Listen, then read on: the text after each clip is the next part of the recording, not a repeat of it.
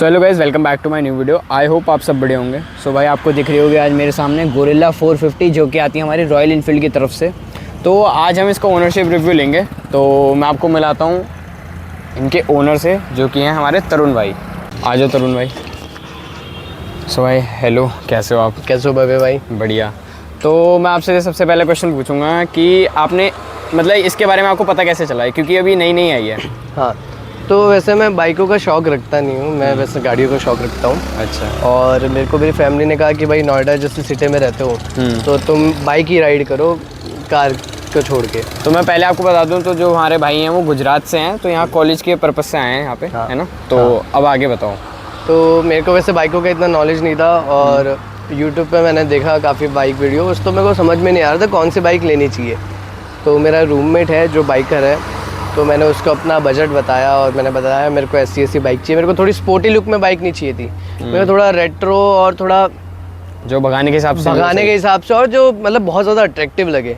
Sports bike attractive लगती है लेकिन वो मेरी तरह की बाइक नहीं है, मेरे को नहीं। थोड़ी रेट्रो टाइप में चाहिए थी आपको? हाँ, थोड़ी सी रेट्रो टाइप में और कॉन्टिनेंटल नहीं चाहिए थी मुझे, क्योंकि उसमें काफ़ी हीटिंग इश्यूज आते हैं और उसका हैंडल वगैरह मतलब इतनी कंफर्टेबल मेरे को फील नहीं होती है। ओके। तो मेरे को मेरे दोस्त ने बताई ये बाइक और फिर मैंने जाके शोरूम में देखी, फिर मैंने इसकी टेस्ट ड्राइव ली। स्टार्टिंग में मेरे को थोड़ी सी अनकंट्रोलेबल लगी थी क्योंकि मैं नॉर्मली बाइक चलाता नहीं और मेरे को आदत नहीं थी आपको, थोड़ी ज़्यादा पावर बाइक की, इतनी ज़्यादा पावर की। तो स्टार्टिंग में मुझे लगा कि ये कैसी बाइक है, मेरे को इतनी कंफर्टेबल ही नहीं लग रही है। ओके। लेकिन फिर मेरे दोस्त ने समझाया कि भाई अगर पावरफुल बाइक लेते हो तो उसको थोड़ा अडेप्ट करने में टाइम लगता है। तो मैंने कहा ठीक है, कोई दिक्कत वाली बात नहीं, अगर बाइक ले रहा हूँ तो थोड़ी पावर वाली लूँगा। वरना मैंने हंटर 350 भी चलाई थी, वो काफ़ी कंफर्टेबल थी चलाने में, लेकिन वही है वो उसमें पावर इतनी फील नहीं हो रही थी। और एक मैसिव बाइक जो फील होती है वो इसमें मज़ा आ रहा था। इसके पावर स्पेक्स भाई आपके सामने लिखे आ रहे होंगे अभी। तो और कितना टाइम हो गया आपको इसको लिए हुए? मेरे को इसको लिए हुए अराउंड 3 महीने जितना हो चुका है, 2 या 3 महीने हो गए। और कितने किलोमीटर चल गई है ये? मैंने इसकी रनिंग में इतनी कर नहीं पाया हूँ, मैं इतना ज़्यादा चला नहीं पाया हूँ, लेकिन 750 किलोमीटर के आसपास मैं चला चुका हूँ इसे। 750 किलोमीटर? हाँ, 742। ओके। तो अभी तक क्या एक्सपीरियंस रहा आपका इसके साथ? इसका एक्सपीरियंस मतलब इसको चलाने में एक तो बहुत मज़ा आता है, मतलब एक राइडर एक्सपीरियंस बाइक है। और इसका पिकअप बहुत ज़्यादा तेज़ है, मतलब जैसे आप इसको चलाओगे फर्स्ट सेकंड गियर में जब गियर शिफ्ट करोगे तो आपको एक बहुत तेज़ पावर फील होगी, जो मेरे हिसाब से और कोई बाइक में फिर मेरे को अभी तक फील हुई नहीं है। कॉन्टिनेंटल में फील हुई है और बाकी फिर इसके अपर सेगमेंट की हो गई है। हिमालय वगैरह मैंने चलाई है, सेम हिमालय का इंजन है इसके अंदर। सेम हिमालय, लेकिन जब आप चलाओगे तो दोनों में बहुत ज़्यादा डिफरेंस फील होगा। इसके अंदर इतना तेज पावर इंजन है और हिमालय एक एडवेंचर बाइक है, तो थोड़ी सी उसकी पिकअप वगैरह थोड़ी सी स्लो है। और मतलब वो हैवी बाइक भी है तो उसका थोड़ा पिकअप स्लो है, और मतलब एडवेंचर बाइक है तो मानते हैं उस चीज़ को हम लोग। और अभी तक इसमें कोई इशू आया आपके साथ? इसमें अभी तक कोई इशू तो मेरे को वैसे आया नहीं है। इसके जो बैक टायर है, जो बहुत बड़ा टायर है, मतलब 160 सेगमेंट भाई, मतलब बहुत ज़्यादा ये बहुत बढ़िया तो लगता है, लेकिन इसका एक ड्रॉबैक ये है कि यहाँ से कीचड़ बहुत उछल के ऊपर आता है। अच्छा। मतलब बहुत ज़्यादा ही कीचड़ ऊपर उछल के आता है, कोई पीछे वाला बैठा होगा तो पूरी उसकी टी शर्ट पूरी कीचड़ से भर जाएगी। तो मतलब इसका जो मडगार्ड है वो किसी काम का है नहीं इतना ज़्यादा? ये वाला मडगार्ड तो वैसे कोई काम का नहीं है, वो जो फुल मडगार्ड कवर आता है वो लगवाएंगे तो ही बात कुछ बन पाएगी। तो वो रॉयल इनफील्ड वाले देते हैं लगाने के? नहीं, लगाने का ऑप्शन है एक्सेसरीज में? नहीं, एक्स्ट्रा एक्सेसरीज में वो ऑप्शन है अगर आप लगवाना चाहे तो। ओके। तो मतलब इसमें यही एक दिक्कत है। और वो आपका एलॉय बैंड का कुछ हुआ था बता रहे थे? बाइक कोई पॉट होल में गिर गई थी और बैक टायर बेंड हो गया था इसका। अच्छा। तो मैंने इंश्योरेंस तो खैर क्लेम नहीं किया, मैंने नया ही अलॉय डलवा दिया, क्योंकि मैं नहीं मानता कि अगर टायर अलॉय बैंड हो जाता है तो उसको स्ट्रेट करवाओ, क्योंकि मेरे हिसाब से उसकी स्ट्रेंथ कम हो जाती है। स्ट्रेंथ कम हो जाती है। तो मेरे को उसकी कॉस्टिंग आई थी अराउंड 10,500 रुपये के आसपास। 10,500 का एक अलॉय लगा था आपका? हाँ। और इसकी जो बैक सीट है, मतलब उस पर कोई सेकेंडरी पैसेंजर ढंग से नहीं बैठ पाता है, कोई बैक सपोर्ट नहीं है। हाँ, क्योंकि बहुत ज़्यादा शॉर्ट है और आजकल की बाइकों में ये दिक्कत आ ही रही है कि पीछे वाले पैसेंजर के लिए इतना सोचा ही नहीं जाता। और इसका जब पिकअप देते हैं तो आपको पता ही है, पिकअप देते तो बंदा तो पीछे फिसल के गिर जाता है, और मतलब बंदे को ऐसे पकड़ के बैठना पड़ता है, क्योंकि ये वाला हैंडल भी कोई काम नहीं आता, क्योंकि पिकअप बहुत तेज है तो वो पीछे पलट जाता है, पीछे को हो जाते हैं, कंट्रोल करना मुश्किल हो जाता है थोड़ा सा। और बाकी कंफर्ट तो आपको सही लगता है? हाँ, बाइक काफ़ी कंफर्टेबल है, चलाने में बहुत बढ़िया है। और इसका जो हैंडल है मतलब काफ़ी ब्रॉड हैंडल है, और ऐसे आपको चलाते हो तो ऐसे फील होता है कि हाँ थोड़ा टशन आ रहा है बाइक को। जो पोस्चर है इसका थोड़ा अच्छा है। हाँ, इसका बाइक पोस्चर बहुत बढ़िया है। और एक और चीज़ मैं कहना चाहूँगा, इसका सस्पेंशंस वगैरह बढ़िया है, लेकिन और बेटर हो सकते थे। मतलब थोड़ी सी स्टिफनेस आती है जब ये स्टिफनेस का एक कारण है ये स्पोर्ट्स बाइक में, मतलब जो थोड़ी पावर वाली रहती है उनमें ये दिक्कत रहती है। हाँ हाँ हाँ हाँ। थोड़े से स्टिफ होते हैं स्टेबिलिटी मेंटेन करने के लिए। हाँ हाँ, और स्टेबिलिटी इसकी बहुत बढ़िया है, मतलब आप बाइक चलाते हो तो चौड़ी है तो ऐसा लगता है कि भाई, और इसका टायर की वजह से तो और स्टेबल चलती है रोड पे। हाँ हाँ हाँ। कुछ बाइकों में पीछे 120 सेक्शन का आता है, इसमें आगे ही दे रखा है इतना चौड़ा टायर। क्या कह रहे हो? सबसे पहले तो मैं इसका टायर ही देख के इम्प्रेस हुआ था कि कितना ब्रॉड टायर है। ओके, ड्रॉबैक्स बताओ अब इसके। इसके ड्रॉबैक्स अगर मैं बताऊंगा, एक तो मैंने आपको बता दिया है इसके जो स्टिफनेस ये है, और एक ये बैक सीट का जो इशू है कि सेकेंडरी पैसेंजर के लिए इशू है। लेकिन मैं तो मानूंगा अगर जो ये बाइक ले रहा है तो परफॉर्मेंस बाइक ले रहा है, ना कि किसी को पीछे बिठाने के लिए। लेकिन एक बंदे के लिए काफ़ी कंफर्टेबल बाइक है, लॉन्ग राइड में ये काफ़ी बढ़िया रहेगी। मतलब मैं तो मानूंगा एक सिटी बाइक और एडवेंचर बाइक को मिला के ये बाइक बनाई गई है। बीच का क्योंकि इसका इंजन हिमालय का है, आगे से इसका थोड़ा हंटर जैसा लुक है, और ये कूलेंट का जो कैप है ये बहुत बाहर फील होता है। मतलब माना कि ये नेकेड बाइक है और इसमें ये सब दिखना चाहिए, लेकिन जो ढक्कन है वो थोड़ा अंदर की तरफ होता तो वो बेटर रहता। थोड़ा सा चौड़ा दे रखा है इसका जो रेडिएटर है। बाहर से ये सिर्फ ढक्कन ही और लगता है, अगर ढक्कन अंदर की तरफ बीच में होता ना तो कोई दिक्कत वाली बात नहीं होती। या इसको अगर हम ऐसे हॉरिजॉन्टली भी प्लेस कर देते तब भी सही लगता, तो भी तभी भी सही लगता। तो एक ये दिक्कत है। और आपने रात में कितनी चलाई? इसके हेडलाइट का रिस्पॉन्स कैसा है? इसका हेडलाइट LED आती है इसमें। हाँ, इसका हेडलाइट का रिस्पॉन्स कुल मिला के बढ़िया है, लेकिन फिर भी बाइकों में खैर लोगों को जितनी लाइट लगाए उतनी कम लगती है। हाँ, वो तो लेकिन मेरे हिसाब से सफिशिएंट है। अगर मैं अपग्रेड कराना चाहूँगा तो थोड़े टाइम बाद मैं इसको अपग्रेड करवा लूँगा। ओके, और इसकी सर्विस हो गई?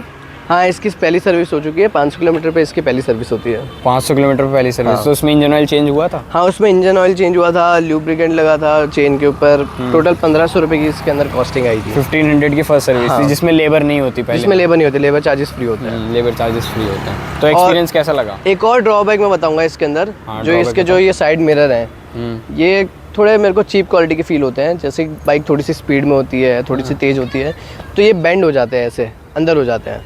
अच्छा, मतलब हाँ, काफी लूज लगते हैं थोड़े से। हाँ, लूज लगते हैं, मतलब 110 120 पे ही अंदर आ जाते हैं ये तो दिक्कत वाली बात है। ये थोड़ा तो आपने रॉयल एनफील्ड में दिखाया है इसी में प्रॉब्लम है? सारी गोरिल्ला नहीं, सारी गोरिल्ला में यही इशू है। अच्छा। इसका जो ये मिरर है वो थोड़ा चीप क्वालिटी का है और ये अंदर मुड़ जाता है।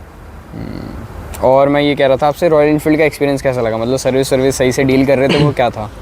हाँ, सर्विसिंग उन्होंने काफ़ी बढ़िया तरीके से करी। मतलब रॉयल एनफील्ड के लिए मतलब एक काफ़ी स्टैंडर्डाइजेशन फील होता है जब आप जाते हो शोरूम में।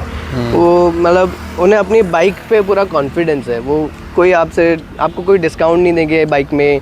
मतलब पूरा एक अपना टशन बना के रखते हैं, एक रॉयल चीज़ जो बना रखी है रॉयल फील्ड में। मतलब उनको अपने प्रोडक्ट पे बहुत कॉन्फिडेंस है, इसलिए वो डिस्काउंट्स नहीं देते अपनी बाइक में। लेकिन सर्विस में मेरे को कोई इशू नहीं हुआ। मैं गया, आराम से उन्होंने सब चीज़ें हैंडल करी, उन्होंने बढ़िया तरीके से सर्विसिंग करके मेरे को बाइक दे दी थी। और अगर आप इसको छोड़ के कोई और अगर बाइक लेने जाओगे रॉयल एनफील्ड की, तो कौन सी पे जाते हैं?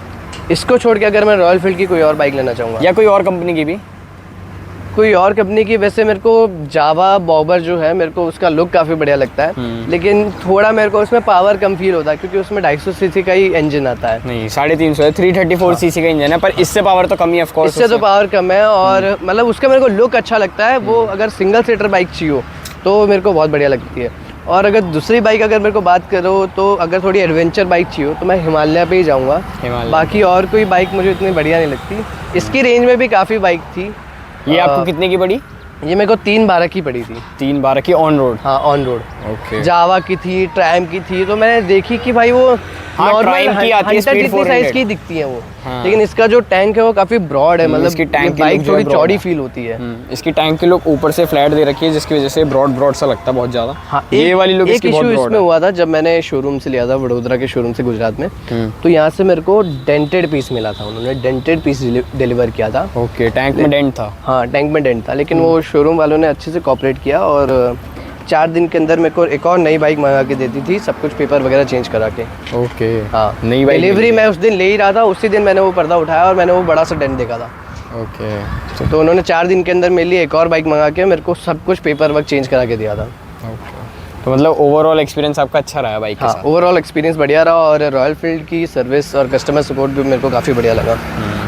तो आप बाइक से सेटिस्फाई हो पूरा? हाँ, मैं बाइक से टोटली फुली सेटिस्फाइड हूँ। और एक हल्का सा छोटा ड्रॉबैक लगता है कि भाई सेकेंडरी पैसेंजर के लिए लॉन्ग राइड नहीं कर सकते हैं। हाँ, ये दिक्कत है बस सेकंड पैसेंजर वाली, बाकी तो लेकिन चलाने में जो इसमें फील है, मैं नहीं मानता कि अभी इस प्राइस रेंज में कोई और बाइक दे रही है। तो आपने ट्राइम्फ 400 देखी है, स्पीड 400? हाँ, मैंने स्पीड 400 देखी थी और मैंने उसकी टेस्ट राइड भी ली थी, लेकिन जो एक फ़ील आनी चाहिए ना कि एक सेफ्टी तरीके की जो फील होती है, जैसे ये ब्रॉड है, मतलब इसमें फील होता है कि भाई चौड़ी अच्छी खासी है, आपकी बॉडी उससे चिपक के बैठ रही है। मतलब रोड पे ट्रायम्फ एक नॉर्मल सी बाइक लग रही थी क्योंकि उसका टैंक भी काफ़ी छोटा सा आ रहा है और उसका ओडोमीटर भी थोड़ा आउटडेटेड लगता है। मतलब ओवरऑल वो बाइक आपको थोड़ी सी छोटी लग रही थी इस बाइक के कंपैरिजन? छोटी लग रही थी और आउटडेटेड फील हो रही थी इस बाइक के कंपैरिजन में। ओके, आउटडेटेड सी फील आ रही है। इसमें डिजिटल ऑडोमीटर भी आता है, उसका एनालॉग है। हाँ, डुअल चैनल एबीएस सिस्टम भी आता है। हाँ, एक इसमें एबीएस शिफ्टर नहीं आता है। एक जो चीज़ आप देखते हो इस प्राइस रेंज में केटीएम बाइक्स हो गई जिसमें क्विक शिफ्टर, क्विक शिफ्टर, उसमें एक फ़ायदा रहता है आपका, विदाउट क्लच आपके गियर चेंज हो जाते हैं। ये वो चीज़ रहती है उसमें। नहीं, इसमें वो नहीं होता है, विदाउट गियर इसमें चेंज नहीं होते हैं। विदाउट क्लच चेंज नहीं होता। हाँ, विदाउट चीज़ के क्लच से इसके अंदर गियर चेंज होंगे। ये है। तो भाई इतनी बड़ी बाइक तो है ये 450 सीसी की, इतनी पावर के साथ, अब ये एवरेज कितना दे रही है आपको? अगर देखो, दो तरीके के लोग होते हैं, एक तो जो बाइक लेते हैं एवरेज के लिए। अब मैंने बाइक ली है शौक के लिए, तो मेरे को पावर्ड बाइक चाहिए थी, थोड़ी सी अच्छी खासी पावर दे। एवरेज की बात करें तो ये सिटी में एवरेज दे देती है 24 के आसपास, 24 से 25 के एवरेज। 24 से 25 दे देती है? हाँ, मतलब मैंने निकाली है तो 23 से 25 के बीच में इसकी सिटी में एवरेज निकली है। 23 से 25 के बीच? 23 के 25 के बीच में। और मैं काफ़ी थोड़ी रश तरीके से ड्राइव करता हूँ इसे।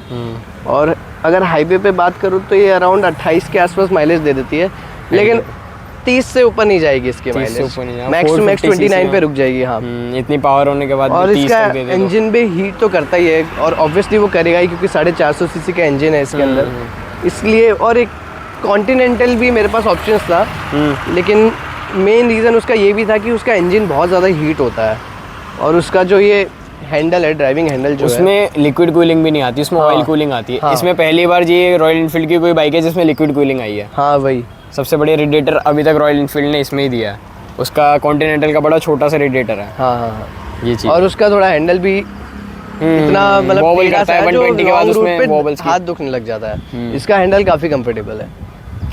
तो आप मतलब सेटिस्फाइड हो अपनी बाइक से? बिल्कुल। और कोई शिकायत आपने थोड़ी बहुत थी वो आपने बताई? छोटी मोटी शिकायतें थी, लेकिन इसकी पावर और लुक्स सब उसको माफ़ कर देती है। तो आप आगे रिकमेंड करोगे किसी को लेने के लिए गोरिल्ला? हाँ, अगर आप देख रहे हो 3 से 3.5 लाख के बीच में बाइक, तो मैं आपको ट्रूली रिकमेंड करूँगा कि भाई ये बाइक पे जाओ और एक बार शोरूम में जाके आप चलाओ, तो आपको फील ही हो जाएगा कि भाई टेस्ट ड्राइव मेन रहती है। बिना आप राइड लिए ऐसे खाली वीडियो देख के एक उस पे जज नहीं कर सकते हो। आप जाके शोरूम पे जाओ, शोरूम पे जाओगे तो मैं पक्का कहता हूँ आप इस बाइक से इंप्रेस हो जाओगे। बाइकों की टेस्ट ड्राइव लो, ट्रायम्फ की आती है 400 स्पीड, तो क्या पता आपको वो शूट करे जैसे भाई को ये शूट करी, तो इन्होंने ये ली। सबकी वो अलग अलग रहती है। सो आप मतलब सेटिस्फाइड हो पूरा? बिल्कुल सेटिस्फाइड अपनी बाइक से। सो गाइज यही थी कुछ वीडियो। सो थैंक यू भाई, आपने रिव्यू दिया। थैंक यू भव्य भाई। तो ऐसी कुछ बाइक है भाई, मैं आपको बोलूँगा कि आप भी जाके टेस्ट ड्राइव लो, क्योंकि वो थोड़ा ज़्यादा सही रहता है। तो मिलता है ऐसी नेक्स्ट वीडियो में, टिल देन के लिए बाय बाय।